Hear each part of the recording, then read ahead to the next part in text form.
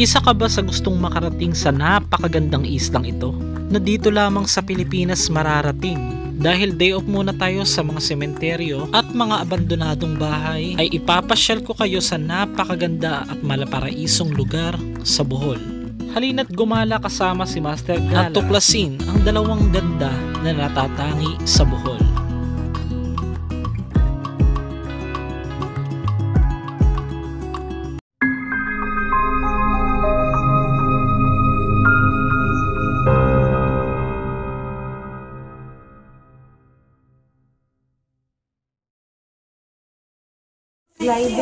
Teka lang, huwag muna. Dito tayo sa video yun? Video yun. Tayo, hindi mo pa naubos ang music mo, Lika.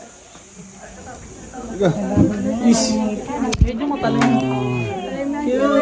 March 1, 2024, first time kong pumunta ng Bohol mga master. Lilipad tayo ng halos 2 oras papuntang Bohol.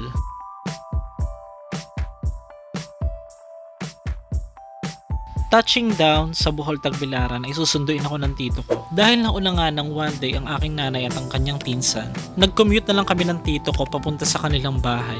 Nakaka-refresh at talagang probinsyang-probinsya ang itsura ng lugar nila. Kaunting pasilip lang sa araw-araw na gawain nila dito o yung kanilang pangkaraniwang ginagawa sa umaga. Ba't hindi mo lagyan ng tukod ba? Na nakasabit, nakaano na sa lupa. Akala ko, ako ang nagbablog sa kanya. Nagbablog din pala siya. Tignan mo yung cellphone, oh. Yo, nagbablog ka rin pala. Grabe naman, 7 minutes na yan, oh. Paano na yung ano mo? Tagpila mo na. Magkano yan? Ha? Pilang isa? Ay, maulaw kay mag-vlogger ka. Oh, yan tito. Ito ngayon tinatawag ng mga kahoy sa lasang o mga kahoy sa bundok na kinukuha nila ng libre at naibebenta din nila. Tara, day. Adto ta sa sementeryo, day. Mag-vlog ta. Grabe, oh. Galing. Gasipag, ah. Nangauna ka, Inday. Ay. Tanaw ba dire? Dali, oh. Iba-vlog kita. Siya nga pala si Jai Jai na anak ng aking tito. Naimbitahan din pala kaming maghapunan doon sa kanyang mga lolo. Yung kanta ni Yoyay Villame. Mainit lang siya. Tubig. Tapos ibabad lang. Murag soup dito. Parang soup, oo, murag soup. Tinatawag nga nila itong lilagpang na manok dahil wala tayong isda ng time na yan, pero mas kilala talaga ang nilagpang sa mga isda na inihaw gaya ng hito, pero same procedure lang ang kanilang ginagawa na binubuhusan ng tubig na mainit yung mga inihaw na manok at nilalagyan ng kalamansi. At ang nagpapasarap dito yung herbs na nilalagay nila gaya ng tanglad. Comment below na lang, nakalimutan ko yung ibang dahon na nilagay nila. Sa sobrang katirikan nga ng araw dito ay 4 na buwan na rin na hindi umuulan nung time na pumunta kami. At ito na yung ating start ng travel. Unahin muna natin yung aking first time sa Chocolate Hills. Provincial life in Bohol. Sa daan pa nga lang ay mamamangha ka na sa itsura nito at mai-starstruck ka kumbaga. Na dating nakikita mo lang sa mga kalendaryo o sa mga magazine, ito na, napuntahan mo na personal. Kung di ako nagkakamali, mga 100 steps ang kailangan mong akyatin para marating ang tuktok.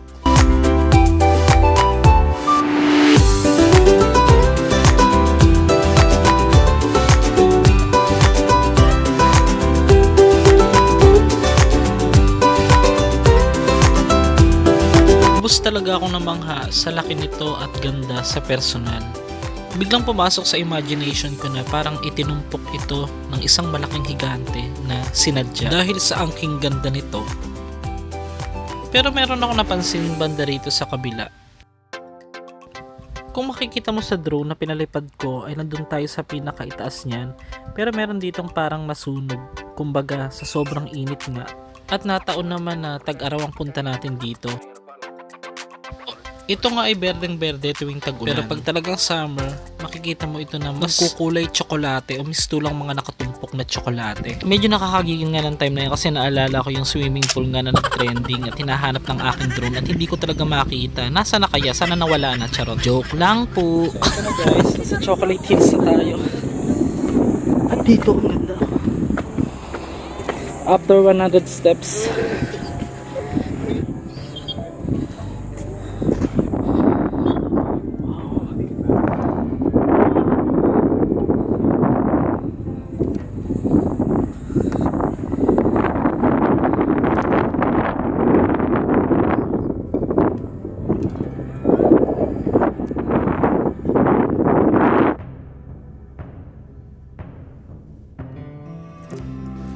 Kapansin-pansin na nasunog na ang isang ito at meron pang isang parang umuusok doon na hindi ko alam kung nasusunog ba yun or what.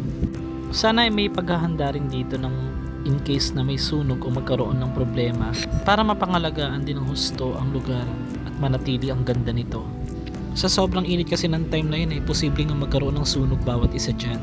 Narito ang ilang mga shots na hindi pa natin ipakita sa inyo. Kapansin-pansin na ang isang ito ay wala ng mga damo pero nananatili pa rin yung kanyang kagandahan. Hindi ko inakala na ganito pala kalaki ito sa personal.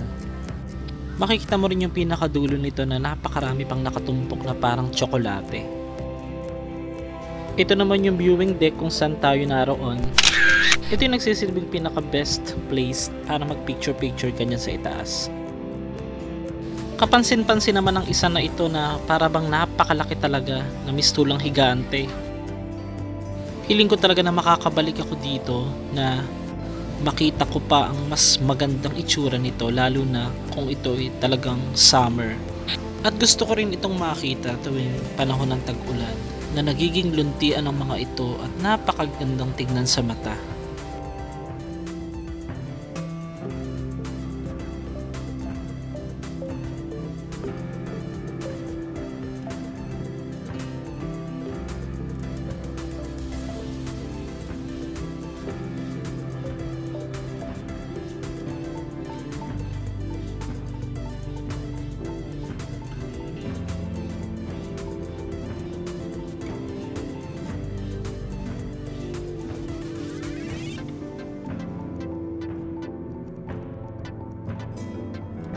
Oh, yan, punta kayo dito pag ano kayo, nasa Bohol kayo. Ano, bagong subscriber natin. Yan. So mga master, bago natin puntahan yung isla, ipunta muna tayo dito sa isang sanctuary ng mga tarsier. Guys, tignan nyo yung zipline dito, oh. Zipline ng mangkukulam. Ba't nagkaganyan?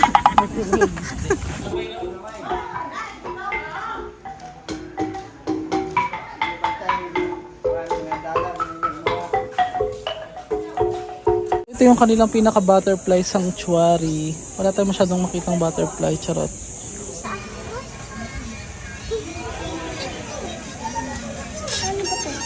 Oh, nakadikit lang, oh. Nakadikit siya. Ang dami na. Ay, ba't pinatungan yung isa? Ano yan? Ano Nagpapalahi. yun? Ah, nagpapalahi. Tanghaling tapat naman kayo, Day. Ay, ano yan? Lumamig sa kanila eh.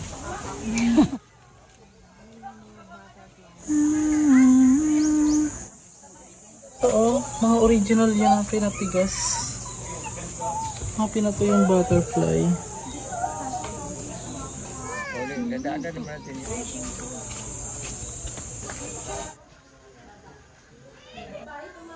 Gulat ako, malaki pala sa personal yung tarsier. Akala ko maliit lang yan. Sarap.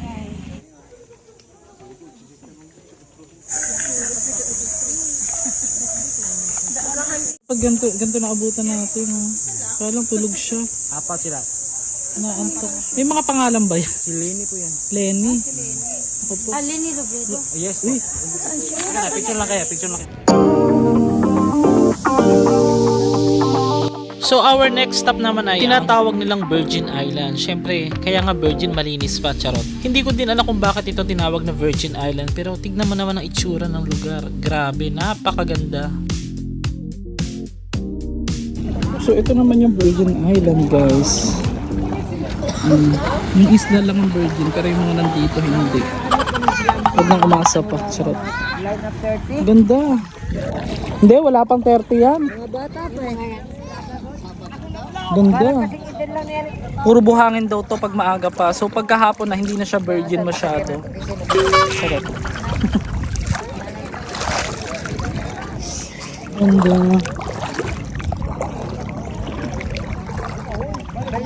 Renan mo eh. Sige, langoy. Sige.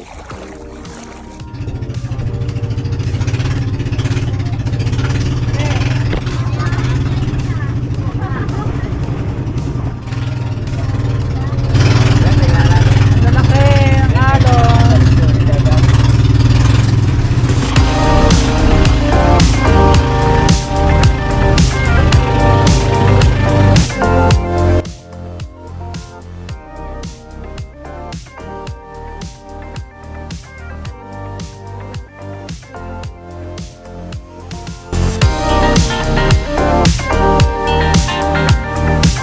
Parang kami-kami lang po ang nandito. Kamot mo yan. Jay, ang muka, Jay ang ayo i-apil mo ang muka, Jay. Ha, Jay. Uy, tanawa ba dire? Jay, tanaw Jay. Oh. Ang ganda ng buhangin, no? So, ito yung isang part na pinakadulo na. Ito mo. Lumubog na po ito rito. Kumbaga, ito na yung pinakahangganan ng sandbar, guys. Oh, ang cute, oh. Dalawang alon yung nagsasalubong. Yan. Ayan, oh. Ganda. Hindi ko din alam kung bakit tinawag itong kung bakit tinawag na Virgin Island yung sa kabila.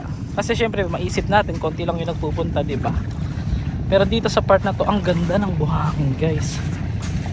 Hindi man OA sa puti, pero sulit na sulit. I-rate ko yung buhangin dito siguro mga, let's say 8 out of 10. 7.5 ganon. Binabaan. O sige na nga, 8 na nga. Malinis kasi tingnan nyo, oh. Ayun guys, oh. Sobrang puti. So yan. Ligo muna tayo, guys.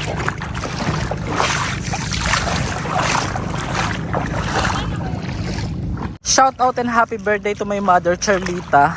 Oo. At yan, dito kami maswerteng nakapunta. Tinatawag din itong Isola di Francesco.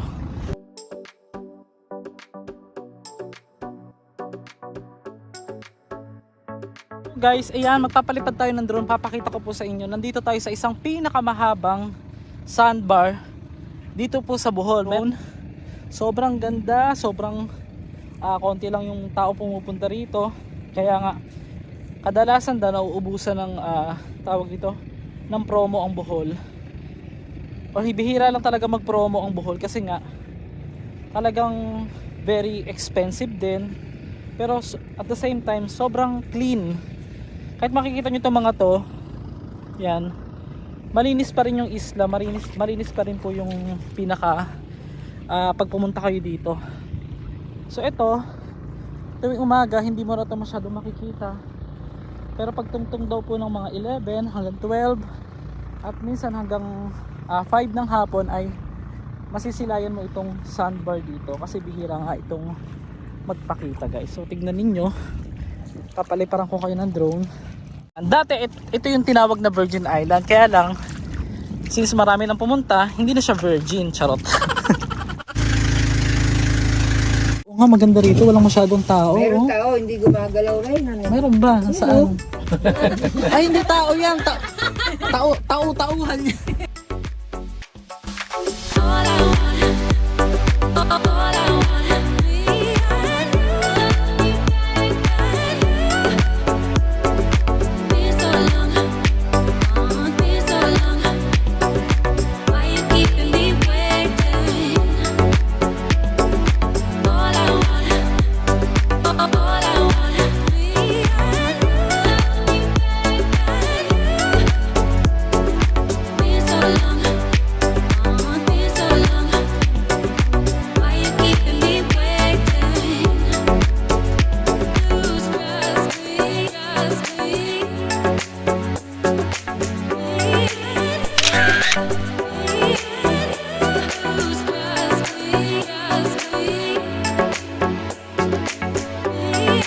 Diyos mio, Marimar.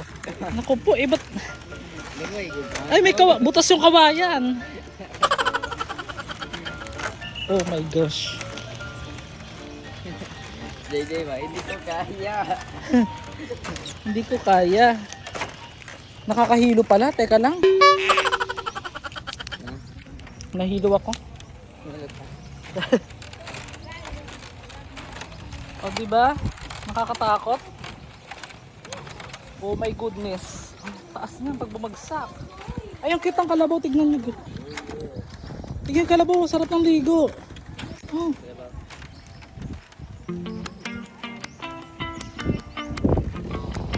Nag-away pa yata. Ang ganda oh.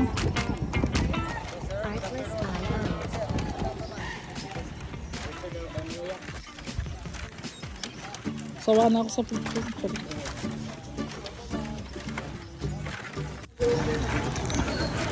Bilisan mo, tita! Bilisan mo, tita. Ayan, go. Sige.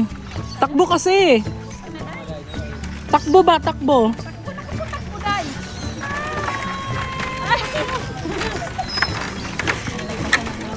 Ay, galing. Oo, nalagpasan na. Yan. Isa sa pinakamalinis na ilog ngayon ay ang ilog ng Sevilla sa Bohol. Kapansin-pansin na napakalawak ng kanyang kinalalagyan at masasabi mo talagang very adventurous kung makakarating ka rito o makakatawid ka sa mga tulay na yan. Sa ngayon mga master, hanggang dito na lang muna ang ating video. Maraming salamat sa iyong walang sawang suporta. I hope nag-enjoy ka at huwag kalimutang mag-like or mag-share para sa mga update. Maraming salamat uli at God bless you all.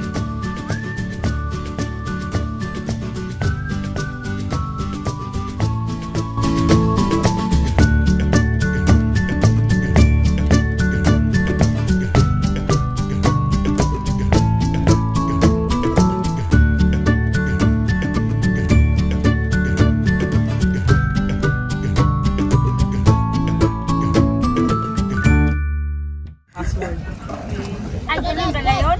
Oh, jump shot, jump shot, jump shot.